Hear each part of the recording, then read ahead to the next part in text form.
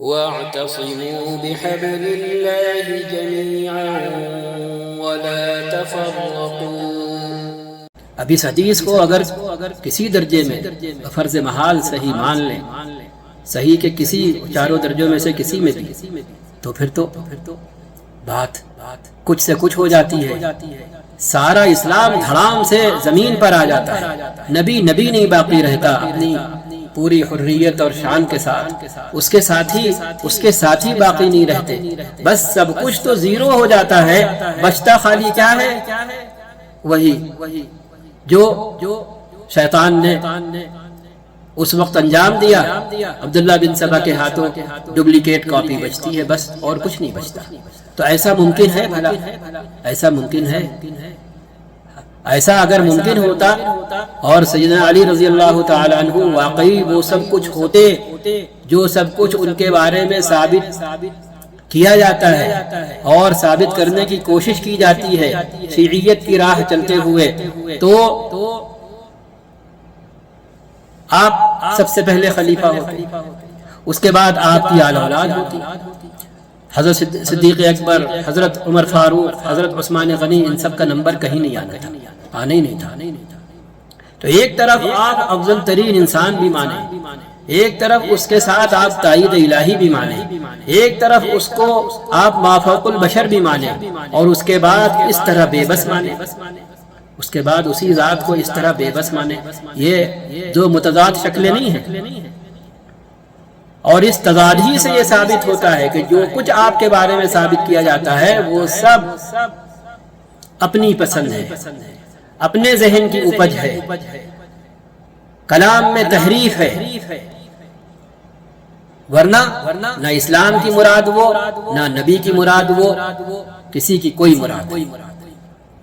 تب جا کر کے ذہن و دماغ مطمئن ہوتے ہیں، تب جا کر کے اسلام باقی رہتا ہے، ایک انسان کے ذہن میں سلامت رہتا ہے، اللہ رہتا ہے، نبی رہتا ہے، اپنے پورے وجود کے ساتھ اور پوری حیثیت اختیارات کے ساتھ، اس کے اصحاب رہتے ہیں، اور اس کے اہل بیت رہتے ہیں۔ تب سب اپنی جگہ بالکل ہر چیز فٹ رہتی ہے۔ اس سے ہٹ جائیے تو بس یہی شیطان چاہتا ہے، یہی شیطان چاہتا ہے۔ ہم نے کہا ایک کلپ میں کہ پھر تو اللہ تک بات جاتی ہے، اللہ بھی تو بے بس ثابت ہوتا ہے اگر یہ ڈپلیکیٹ کاپی کا فلسفہ آپ تسلیم کر لیں۔ اللہ بے بس نہیں ہے کہ اس نے نبی بھیجا انسانوں کو اپنی طرف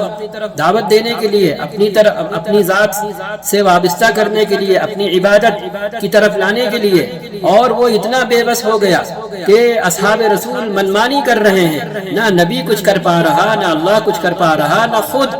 وہ انسان کچھ کر پا رہا جس کے بارے میں یہ ساری فضیلتیں اور یہ سارے اختیارات ثابت کیے جاتے ہیں۔ جواب دیجئے، کوئی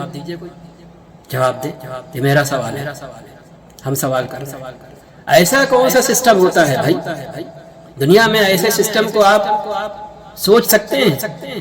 کہ ایک سسٹم وجود میں آئے، وجود میں آتے ہی جس نے اسے بنایا وہ عضو معطل، جو اس کا پہلا سربراہ وہ عضو معطل، اس کے ساتھ دینے والے عضو معطل، اور جو بالکل پیچھے صف میں ایک آ رہا ہے سب کچھ تھا اس کے لیے اور قابض ہو گئے دوسرے۔ High Jack. تو اصحاب رسول ایسے طاقتور تھے، اصحاب رسول ایسے طاقتور منافق تھے، نعوذ باللہ کہ انہوں نے ہائی جیک کر لیا اسلام، حضرت علی کو بالکل پیچھے ڈال دیا، اللہ کے نبی کو عضو معطل بنا دیا، اور اللہ تعالیٰ کو بھی بنا دیا کہ سب تماشا چل رہا ہے، منمانی چل رہی ہے، نہ اللہ تعالیٰ کچھ کر رہے، نہ نبی کچھ کر رہے، نہ خود سیدنا علی رضی اللہ تعالیٰ عنہ کچھ کر رہے۔ عجیب، ہاں سوچے اس طرح تو پورا منظر سامنے آ جاتا ہے کہ کیا صحیح ہے اور کیا غلط ہے۔ جب اس طرح سوچیں گے، خدا کو خدا مانیں گے، اس کے نبی کو با اختیار نبی مانیں گے، ان دو چیزوں کو بٹھائیں ذہن میں اور اس کے بعد سوچنا شروع کریں، آپ کے ذہن میں دودھ کا دودھ اور پانی کا پانی ہو جائے گا، اور بالکل عیاں ہو جائے گا کہ اسلام کی اصل کاپی کون سی ہے اور اسلام کی ڈپلیکیٹ کاپی کون سی ہے، جس کے اندر پھر منمانی تحریف کی گئی اور ساتھ ہی ساتھ یہ سلسلہ شیطان نے چلوایا تاکہ اہل ایمان اور اہل اسلام کو اسلام کے نام پر اسلام سے ہٹایا جا سکے۔ ہے غضب کی شکل کے نہیں جو شیطان نے اسی وقت بنوا دی اپنے راستے پر چلنے والے انسانی شیطان سے۔ یہ ہے شیطان۔ اسی لیے ہم نے عنوان رکھا اپنی گفتگو کا ابلیس، دار الندوہ اور غزوہ بدر۔ وہاں تو وہ بنفس نفیس حاضر ہوا تھا کیونکہ دور محمدی تھا، صلی اللہ علیہ وسلم آپ موجود تھے، لیکن اس موجودگی سے اس نے بتا دیا تھا کہ مسلمانوں ہوشیار رہنا، ہم تمہارے پیچھے لگے ہیں اور لگے رہیں گے۔ اگر تم نے ہدایات الہی کا اور تاکیدات نبوی کا پاس و لحاظ نہیں کیا اور ان کی پیروی اور اطاعت نہیں کی تو پھر تمہاری خیر نہیں ہے۔ یہ تبھی ہو گیا۔ تو شیعیت ایسی چیز ہے۔ اب چلیے دیکھ لیجئے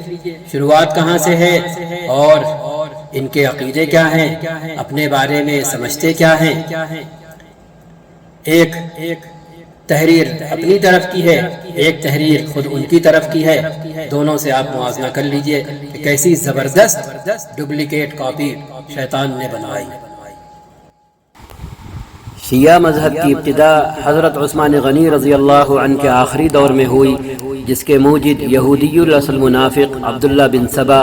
اور اس کے کارندے تھے، رفقا تھے۔ ان لوگوں نے اپنے کو شیعان علی کے نام سے موسوم کیا اور حضرت علی رضی اللہ عنہ کی محبت میں غلو و افراط سے کام لیا، یعنی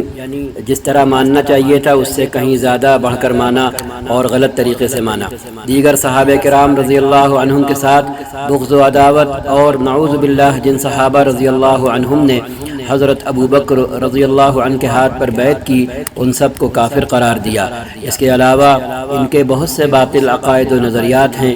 تفصیل کے لیے دیکھیے حضرت شاہ عبدالعزیز صاحب محدث دہلوی رحمہ اللہ کی کتاب تحفہ اثنا عشریہ، وکذا فی کتاب الملل والنحل۔ اسی طرح یہ کتاب ہے نواب محسن الملک سید محمد مہدی علی خان صاحب کی آیات بینات کے نام سے، بڑی زبردست کتاب ہے اور اس سے ٹھیک ٹھاک طریقے سے لوگ فائدہ اٹھا سکتے ہیں۔ اس کے بعد اب شیعہ حضرات کا اپنے بارے میں جو کچھ کہنا ہے وہ یہاں سے ملاحظہ فرما لیں۔ یہ ویب لنک ہے irfan.ir، شیعیت حقیقی اسلام کا دوسرا نام، اور اصطلاح میں مسلمانوں کے اس گروہ کو شیعہ کہا جاتا ہے جو علی علیہ السلام کی بلا فصل خلافت اور امامت کے معتقد ہیں اور اس بات کے قائل ہیں کہ امام نص شرعی کی بنا پر پیغمبر اکرم صلی اللہ علیہ وسلم کا جانشین ہوتا ہے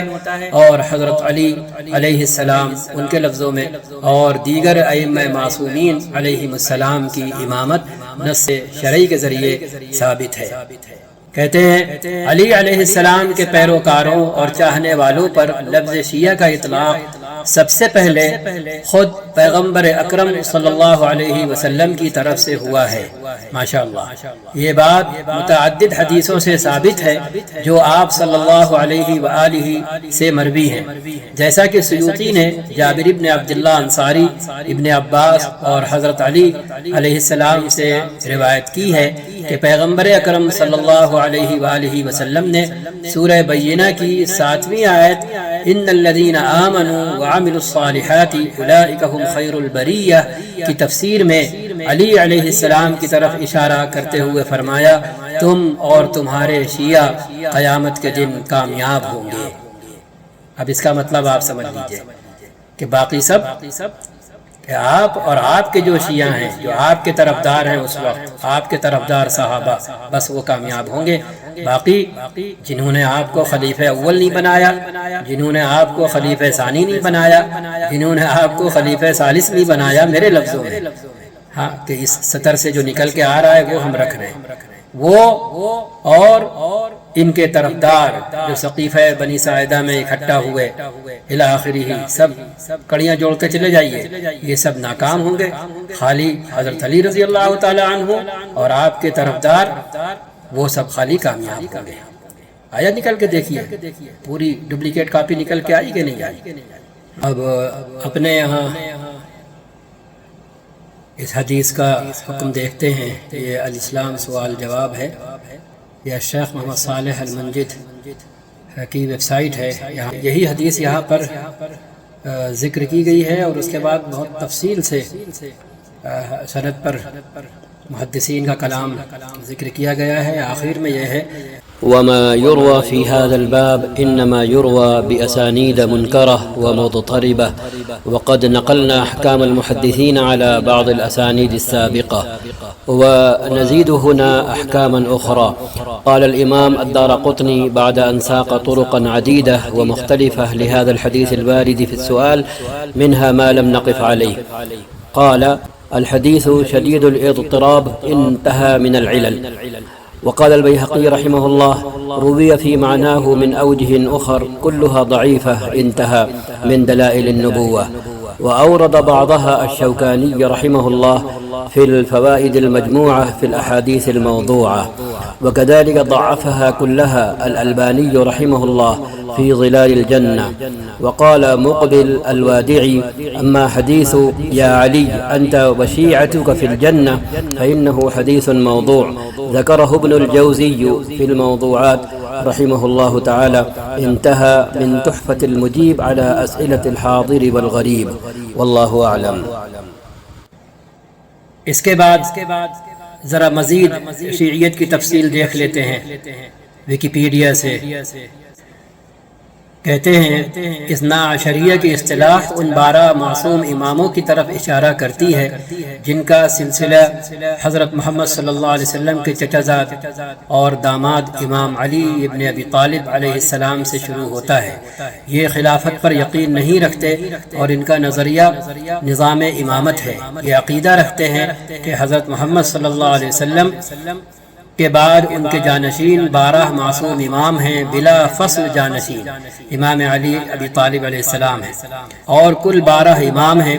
جن کا تذکرہ تمام مکاتب اسلام کی احادیث میں آتا ہے۔ تمام مسلمان ان ائمہ کو اللہ کے نیک بندے مانتے ہیں، تاہم اثنا عشریہ اہل تشیع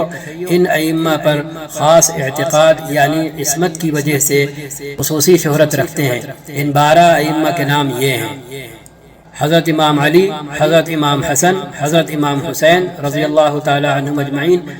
اس کے بعد حضرت امام زین العابدین، حضرت امام محمد باقر، حضرت امام جعفر صادق، حضرت امام موسیٰ، حضرت امام علی رضا، حضرت امام محمد تقی، حضرت امام علی نقی، حضرت امام حسن عسکری۔ شیعیت حقیقت میں واقعی اسلام کا دوسرا نام ہے کہ اس میں صاحب مضمون لکھتے ہیں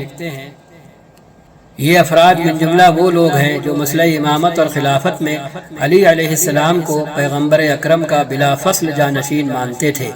اس خاصیت اور اس نظریے کے ساتھ کہ شیعہ امامت کے مسئلے میں امامت کو کتاب و سنت کی نصوص سے مستند کرتے ہیں، یہ کہا جا سکتا ہے کہ شیعیت حقیقت میں اسلام واقعی کا، واقعی اسلام کا دوسرا نام ہے۔ یہ ویکیپیڈیا سے ہے۔ اہل تشیع یا شیعیت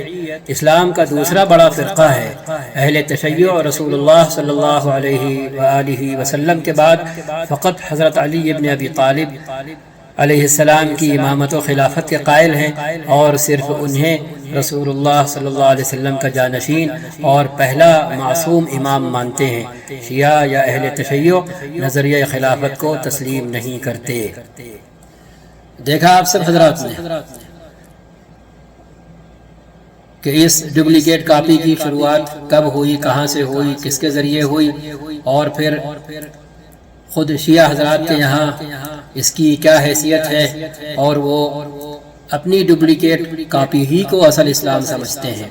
اب ایک وہ بندہ جو خالی الذہن نہیں ہے اور پہلے سے وہ سنی ہے یا شیعہ ہے، تو ظاہر سی بات ہے شیعہ شیعہ رہے گا اور سنی سنی رہے گا، الا یہ کہ وہ وہ کیفیت اپنے اندر پیدا کرے اور ذہن سے یہ طرفداری فطری اور پیدائشی یہ ذرا دیر کے لیے کنارے رکھے اور اس کے بعد ذہن خالی کر کے ایک اس شخص کی طرح سوچے جو ابھی غیر مسلم ہے اور وہ اسلام لانا چاہتا ہے، لیکن پڑھ کر اور سمجھ کر اس کے کانوں میں یہ بات پڑی ہوئی ہے کہ بھئی کون سا اسلام قبول کرو گے، سنی اسلام یا شیعی اسلام؟ تو اس نے کہا ٹھیک ہے، ہم سمجھدار ہیں، ہم بیوقوف تھوڑی ہیں، ہم پڑھتے ہیں دونوں کو، اس کے بعد دیکھتے ہیں۔ اور اس بنیادی بات کو وہ ذہن میں بٹھا کر پڑھنے چلتا ہے کہ اگر ہمارا کوئی خالق ہے تو ہم اس کی مخلوق ہیں، اور اگر ہمارا کوئی خدا ہے تو ہم اس کے بندے ہیں، وہ معبود ہے اور ہم اس کے عابد ہیں۔ اس کو سامنے رکھ کے پڑھنے چلتا ہے اور پھر وہ دیکھتا کیا ہے کہ آپ صلی اللہ علیہ وسلم کی زندگی دیکھتا ہے 23 سال کی، اس کے بعد دور خلافت دیکھتا ہے اور حضرت عثمان غنی رضی اللہ تعالیٰ عنہ کے دور تک پہنچتا ہے، اور پھر وہاں وہ دیکھتا ہے کہ ایک فتنہ جنم لے رہا ہے اور ایک گروہ وجود میں آ رہا ہے اور ایک جماعت سامنے آ رہی ہے شیعان علی کے نام سے، اور اس کے بعد خلافت علی رضی اللہ تعالیٰ عنہ کے دور میں وہ دیکھتا ہے کہ یہ جماعت حضرت علی رضی اللہ تعالیٰ عنہ کو کیا سے کیا بنائے دے رہی ہے، تو وہ پڑھتے ہی سمجھ جائے گا کہ بھئی یہ کاربن کاپی ہے اور ڈپلیکیٹ کاپی ہے، یہ اصل کاپی نہیں ہے، یہ اصل سے نسخ کر کے اس کے اندر تحریف کی گئی ہے۔ اور آل رسول سے جو جذباتی لگاؤ ہے مومنین کو، مسلمین کو، اہل اسلام کو، ان کے اس جذبات سے کھیلا گیا ہے اور ایکسپلائٹ کیا گیا ہے، ان کو دھوکہ دیا گیا ہے، اور ان کے اس جذبات سے فائدہ اٹھا کر ان کو ڈپلیکیٹ کاپی کی طرف لانے کی کوشش کی گئی ہے۔ وہ اچھی طرح جان لے گا، اور جب وہ یہ دیکھے گا کہ ایک تسلسل سے ایک چیز چلی آ رہی ہے جہاں خدا بس خدا ہے اور انسان انسان ہے، حتیٰ کہ نبی بھی نبی ہے وہ خدا نہیں ہے، اور اصحاب تو پھر اصحاب ہیں، وہ نبی کے شاگرد ہیں، نبی کے ساتھی ہیں، نبی کے چہیتے ہیں، نبی کے اپنے ہیں۔ ہاں، ان میں جو پرائے ہیں وہ نبی کے اپنے نہیں ہیں، ان کو تو مستقل نام دے ہی دیا گیا منافقین۔ اب اس کے ساتھ صحابی لگانے کی ضرورت نہیں ہے، ایسا کبھی نہیں کہتے ایک ہی آدمی کو بھئی یہ اپنے بھی ہیں یہ پرائے بھی ہیں، یہ اپنے بھی ہیں اور یہ بیگانے بھی ہیں، ایسا کبھی نہیں کہتے۔ اپنا اپنا ہوتا ہے، پرایا پرایا ہوتا ہے، وہ ساتھ ہوتا ہے اس کے بعد ہی پرایا ہوتا ہے، یہ ہم پہلے وضاحت کر چکے ہیں۔ تو وہ اچھی طرح دیکھ لے گا، اس کے بعد وہ اسلام قبول کر لے گا جیسے آج دنیا قبول کر رہی ہے۔ ہاں، الا یہ کہ وہ کسی کے شکنجے میں پھنس جائے اور کسی خاص فکر کے حامل انسان کے چنگل میں پھنس جائے تو الگ بات ہے۔ باقی جو پڑھ کر اور سمجھ کر اور تقابل کر کے قبول کر رہا ہے تو وہ سامنے ہے سب کے کہ وہ کون سا اسلام قبول کر رہا ہے۔ لہذا ہماری، آپ کی، سب کی یہ کوشش ہونا چاہیے کہ ہم کسی کے منہ سے کوئی بات سنیں تو فوراً اس کی تعمیل کرنے نہ بیٹھ جائیں، بلکہ اہل علم کی طرف رجوع کریں اور ان سے اس کی تحقیق کریں، اس کے بعد پھر ہم کوئی بات اپنے دل و دماغ میں بسائیں اور جمائیں۔ آپ نے دیکھا یہ سب، آپ سب نے دیکھا یہ تو اقتباس ہے۔ نیٹ پر جائیں، اگر کتابیں میسر نہیں ہیں تو اب تو نیٹ پر سب کتابیں میسر ہیں، وہاں پڑھیں جا کر کے اور دیکھیں، اس کے بعد پھر فیصلہ کریں، کیونکہ بات پہلی کلپ میں یہیں سے شروع ہوئی تھی اور پھر اسی پر ختم ہو رہی ہے کہ ہم اگر کسی کو ایسی بولی بولتے دیکھیں، کسی کو ایسی فکر پیش کرتے دیکھیں جو فکر اہل تشیع کی ہے، تو پھر ہمیں ہوشیار ہو جانا چاہیے، ہمیں خبردار ہو جانا چاہیے۔ ہم چاہے طلبہ ہوں، ہم چاہے اندھے پرستار ہوں، ہم چاہے کوئی ہوں، ہمیں اس سے بہلنا اور بہکنا نہیں چاہیے کہ صاحب ہمارا پسندیدہ بندہ، ہماری پسندیدہ شخصیت کے کیا کہنے، کیا وہ تقریر کرتا ہے، کیا وہ بولتا ہے، کیسی جرأت مند شخصیت ہے۔ ہم اس سے پہلے بتا چکے ہیں کیسی جرأت مند شخصیت ہے، ٹھیک ہے۔ یہ پہلو، اور اس کے بعد یہ کہ صحابہ کے مقابلے میں کسی بھی انسان کی کیا حیثیت ہے صحابہ کے مقابلے میں۔ اب اگر ایک انسان صحابہ پر زبان دراز کر رہا ہے، زبان تان دراز کر رہا ہے، تو پھر اس کی کوئی حیثیت نہیں ہے۔ اور اگر یہ ہو کہ وہ تحقیق کے نام پر یہ ظاہر کر رہا ہے، دکھاوا کر رہا ہے کہ وہ ایک نئی چیز پیش کر رہا ہے اپنی طرف سے، اللہ نے اس کو اس پر فائز کیا ہے، ماشاءاللہ پتہ نہیں وہی کہاں آئی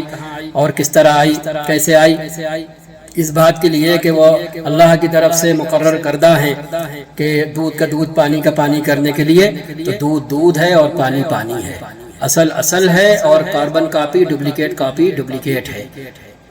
بولی بھی ڈپلیکیٹ ہے، کیونکہ انہی کی بولی ہے، وہیں سے مستعار لے کر سنیوں کے سامنے پیش کی جا رہی ہے۔ لہٰذا ہمیں ہوشیار رہنا چاہیے اور ہمیں یہ جرم نہیں کرنا چاہیے۔ اللہ ہم کو یہ ساری باتیں سمجھنے کی توفیق عطا فرمائے اور اس طرح کی سنگین غلطی سے ہم سب کو بچائے، ہمارے دلوں میں اہل بیت کی، اصحاب رسول کی یکساں درجے میں محبت عطا فرمائے۔ السلام علیکم ورحمۃ اللہ وبرکاتہ۔